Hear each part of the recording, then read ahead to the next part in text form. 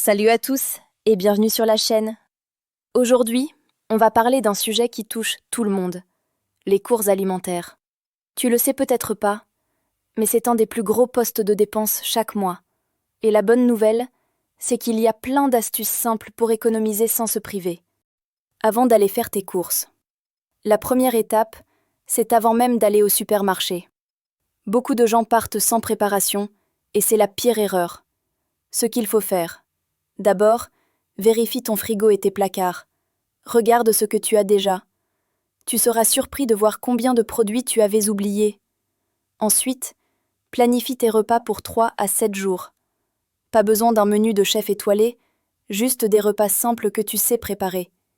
Fais une liste stricte en fonction de ce menu. Et surtout, tiens-toi à cette liste. Fixe un budget maximum avant d'entrer dans le magasin.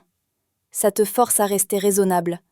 Et dernier petit détail pratique, prends des sacs réutilisables ou une glacière, histoire d'éviter les dépenses inutiles et de conserver tes aliments plus longtemps. Pendant les courses. Maintenant, passons à la partie la plus critique. Pendant les courses, c'est là que les pièges sont partout. Quelques règles d'or. Regarde toujours le prix au kilo ou au litre. C'est le vrai comparateur, pas le prix affiché en gros. Privilégie les marques distributeurs. Souvent, c'est fabriqué dans la même usine que les grandes marques, mais c'est 20 à 50% moins cher. Achète en vrac ou en gros pour les produits qui se conservent. Riz, pâtes, conserves, café.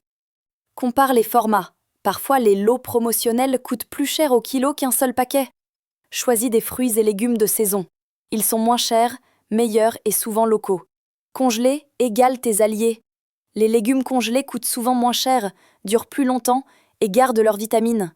Conclusion. Tu vois, faire ses courses intelligemment, ce n'est pas se priver, c'est juste être malin. Et quand tu additionnes toutes ces petites économies, ça fait une énorme différence.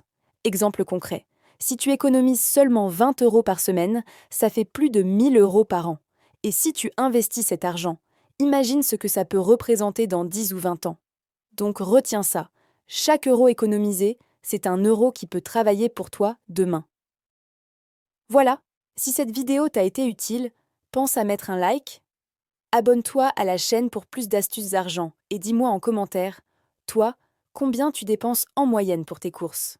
À très vite pour la prochaine vidéo.